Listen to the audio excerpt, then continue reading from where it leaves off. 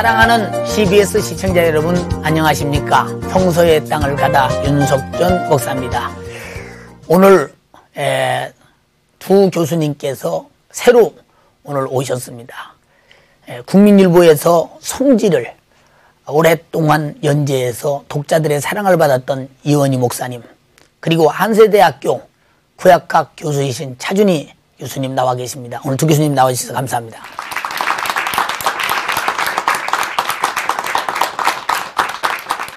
오늘 교수님들 바쁘신데도 이렇게 두 교수님 나와 주셔서 너무 감사하고요.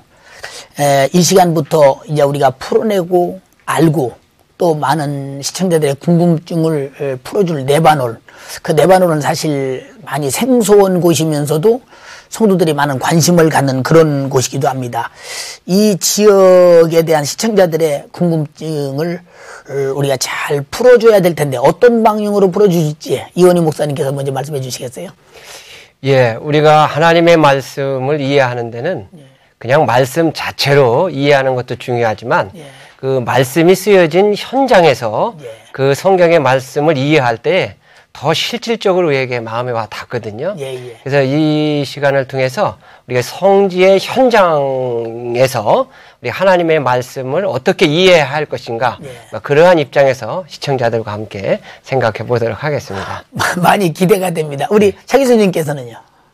예, 사실 레바논에 대해서는 우리 성도들이 잘 모르실 겁니다. 그런데 성서에서는 상당히 중요한 그런 지역이고 이스라엘 역사에서 종교적으로 지대한 영향을 끼쳤습니다. 그래서 그 본문들을 함께 지리랑 연결하면서 오늘의 어떤 의미가 있는지 현대적인 의미를 함께 좀 짚어가는 그런 시간이 되었으면 좋겠습니다. 앞으로 우리 두 교수님들과 함께 그 해박한 지식 그리고 경험을 가지고 이제 레바논의 성지들을 하나하나 풀어갈 텐데, 사실 레바논은 최근 전쟁이 일어나서 중동을 많이 불안케 하고 또 이쪽에도 많이 불안함을 느끼기도 합니다. 사실 저희 일행이 전쟁이 일어나기 한 달 전에 그곳을 다녀오면서 조금만 늦었으면 가지 못할 뻔했구나 하는 생각을 갖기도 하면서도 전쟁이 빨리 끝났으면 하는 마음이 간절하기도 했었습니다. 우리 성지팀이 다녀온 그 현장을 우리 한번 가보시겠습니다. 레바논이 폭격받기 한 달 전, 당시 시돈 항구는 고대의 역사를 담은 평화로운 항구 도시였다. 자주 물감 산업으로 고대 레바논의 대표적인 무역 도시였던 시돈 항구에는 무너진 십자군 해상 성체가 있다. 13세기 초에 세워졌던 이 성체는 이슬람인들과 기독교도 간의 치열한 전투장이었는데, 이곳이 또다시 전장이 되리라고는 당시 아무도 예상치 못했다.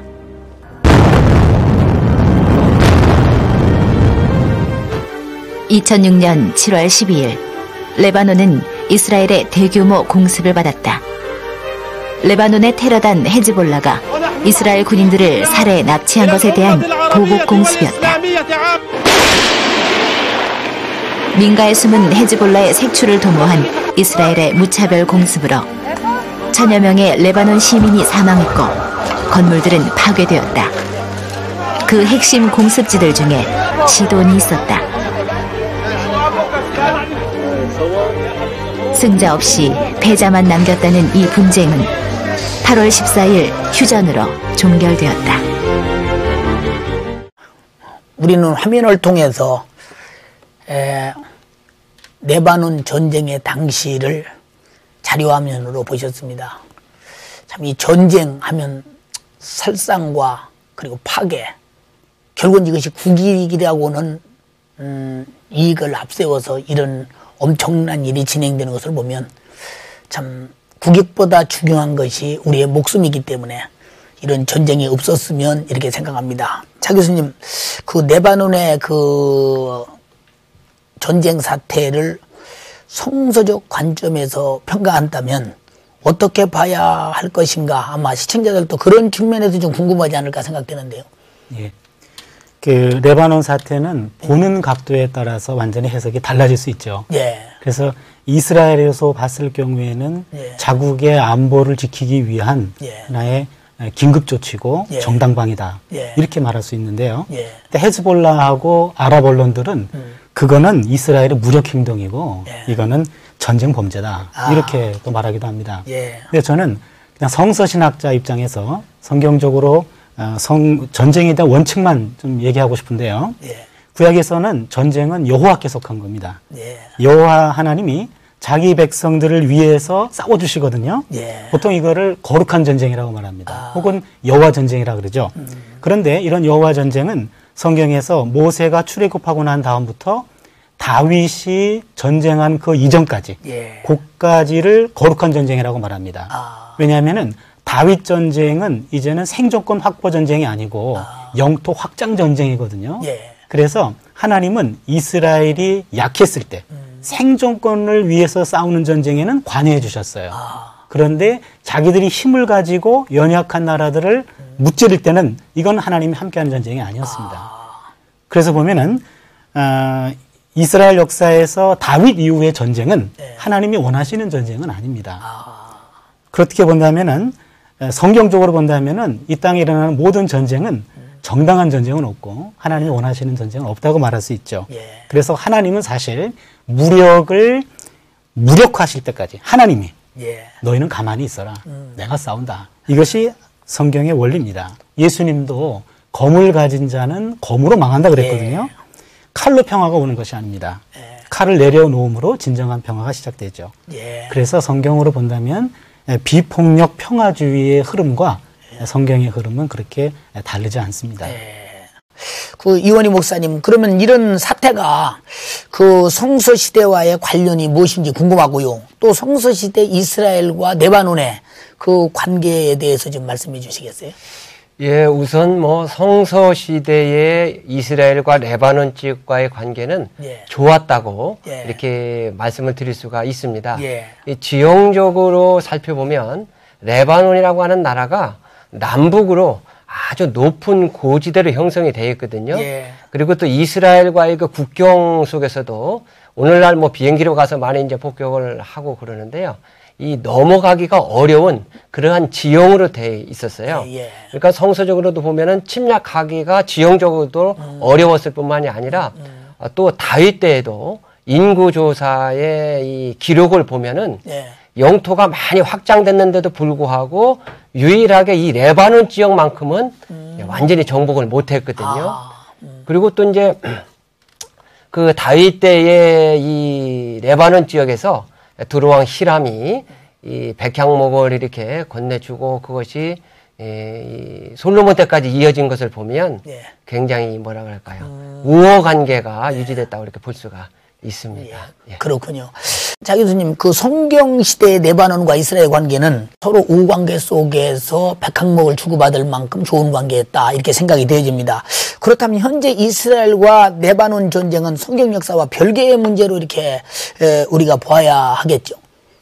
현재의 전쟁은 아마 예. 성경 역사하고는 조금 별개로 봐야 될 것 같아요. 예, 예. 이원희 목사님 말씀해 주셨던 것 같이 예.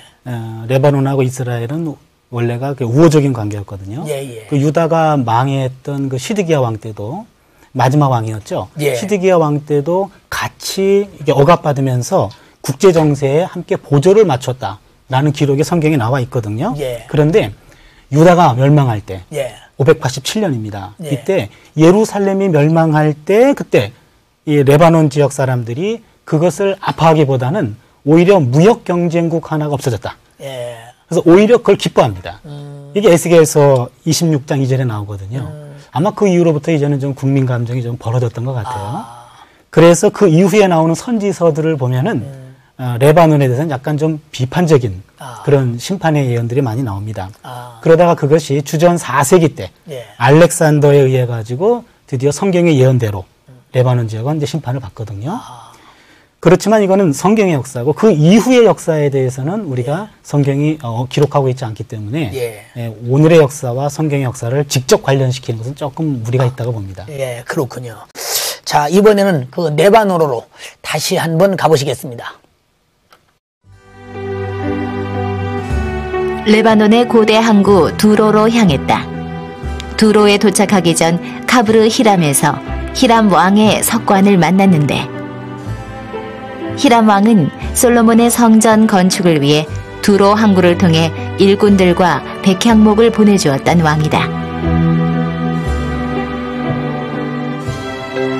밤이 깊어서야 두로항에 도착했다.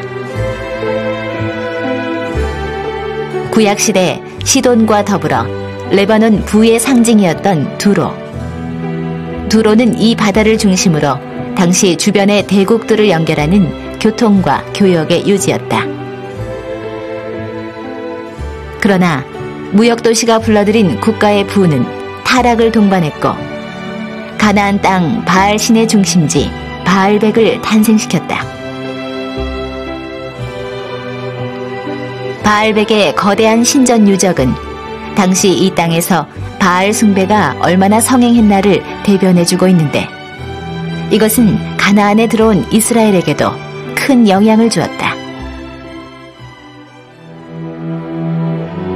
제사장들은 여호와께서 어디 계시냐 하지 아니하며, 법 잡은 자들은 나를 알지 못하며, 관리들도 나를 항거하며, 선지자들은 바알의 이름으로 예언하고 무익한 것을 좇았느니라. 그러므로 내가 여전히 너희와 다투고 너희 후손과도 다투리라. 여호와의 말이니라. 우리는 그 화면을 통해서 저 레바논 속에 어떤 하나님의 역사가 있었는지 많이 궁금합니다. 오늘 그 궁금한 점들을 우리 교수님들과 함께 풀어가겠습니다. 이 목사님, 그 레바논은 지형적으로 아주 독특한 특징을 가지고 있다고 하거든요. 근데 그 지형적 특징이 성경 역사와 깊은 관련이 있다고 합니다. 어떤 관련인지 말씀해 주시겠어요? 예, 우리 목사님 말씀하신 것처럼요. 예. 그 지형적인 특성이 아주 특이합니다. 예. 그 지형적인 특성 때문에 많은 부를 축적을 할 수가 있었고, 예. 그러한 이제 부가 결국에는 이스라엘에게까지 영향을 미친 것을 우리가 볼 수가 있습니다. 예.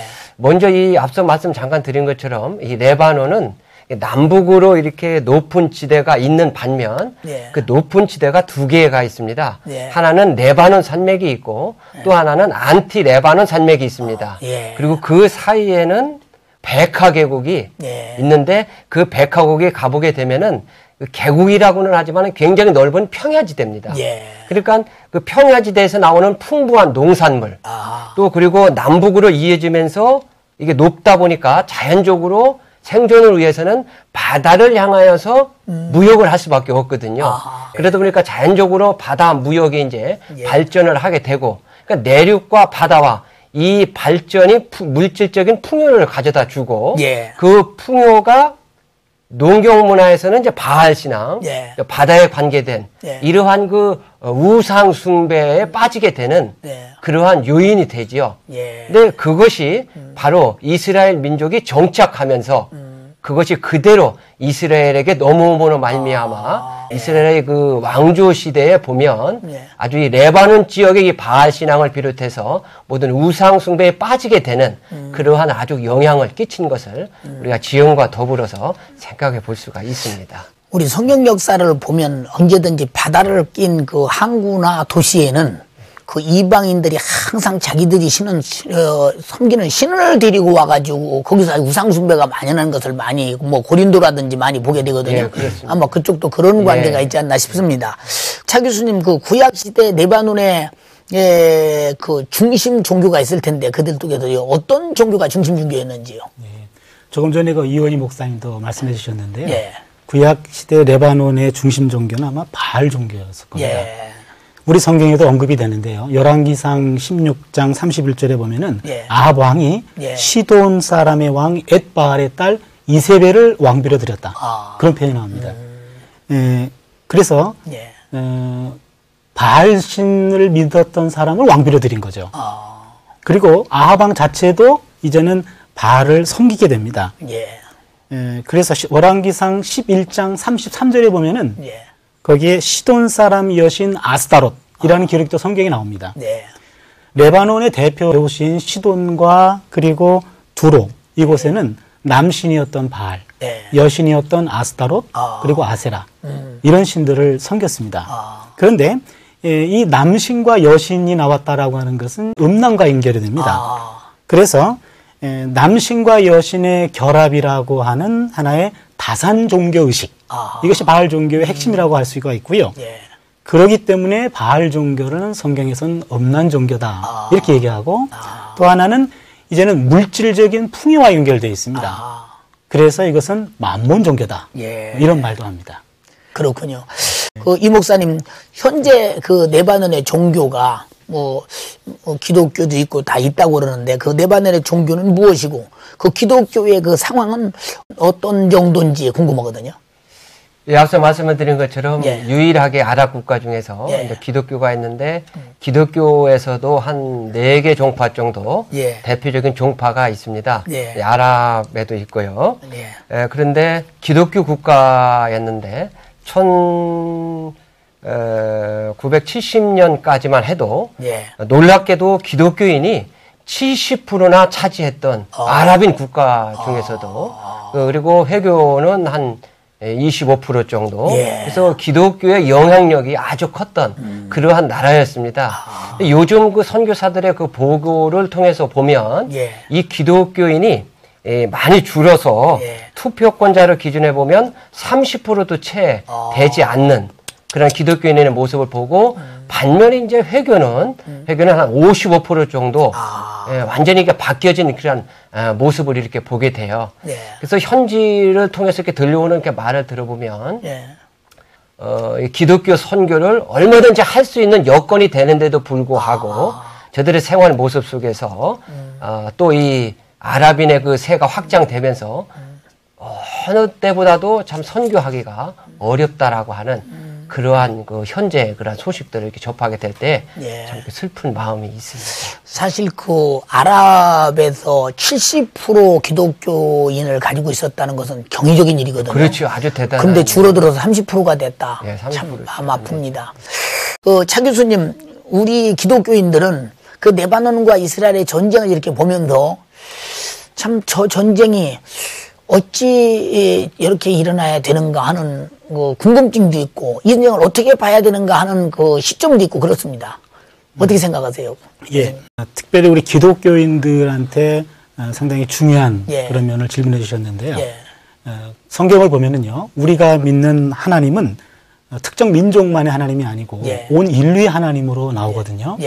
하나님이 이스라엘 민족을 선택한 거는 그들을 통해서 온 인류를 하나님 구원하시겠다라는 것이 하나님의 의지였고 뜻이었습니다. 그래서 성경에 보면은요, 이스라엘 백성들이 선택받은 것에 대한 특권 의식에 사로잡힌 나머지 선택받은 자로서 책무를 등한하는 경우들이 많이 나옵니다.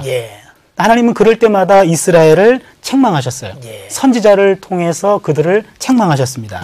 성경에 보면은요, 이스라엘 백성들이 약해 있고 그리고 그들이 하나님께 순종할 때 그때는 하나님이 이스라엘 편을 들어주십니다. 이스라엘이 힘을 가지고 오만해질 때 그때는 하나님이 이스라엘을 치셨어요. 그렇게 본다면은 이 원칙은 오늘날에도 적용할 수 있고 이방 나라에게도 동일합니다. 오늘날 일부 기독교인들이 현대 이스라엘은 하나님이 택했다. 고로 이스라엘이 하는 일은 하나님의 뜻이다. 이래서 이스라엘에 대해서 아주 무비판적으로 공감하는 사람들이 있고, 이스라엘과 적대되는 세력에 대해서는 이거는 우리의 적이다. 이렇게 생각하는 사람들이 조금 있는 것 같아요. 그런데 이거는 성경적 사고도 아니고 상식에서도 벗어난 사고입니다. 우리 기독교인들이 이번 레바논 사태를 본다면은 보다 더 객관적으로 바라봐야 됩니다. 구약 성경에서 이스라엘 민족이 교만할 때 늘 책망받았습니다. 이번 이스라엘이 레바논을 침공한 사건에 대해서도 아마도 동일한 이런 입장을 갖는 것이 옳아 보입니다. 그래서 일반인들, 평화를 사랑하는 사람들이 보는 그 시각과 우리 기독교의 시각이 다르지 않다라는 점을 말씀드리고 싶습니다. 오늘 차 교수님의 그 말씀을 들으면서 많은 기독교인들이 뭐 새로운 생각을 갖지 않았나, 혹시 그런 편견을 가지신 분이 있다면 아마 그랬지 않나 싶습니다. 예수님께서도 제자들에게 성령이 임하시면 권능을 받고 예루살렘과 온 유대와 사마리아와 땅끝까지 내 증인 되라.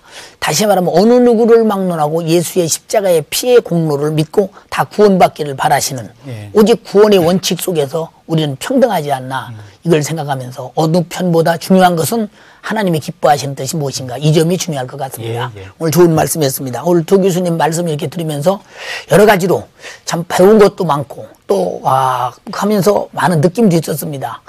오늘 방청객들 중에서 더 알고 싶고 질문하고 싶은 것이 있는 것 같습니다. 방청객의 질문을 받아보시겠습니다.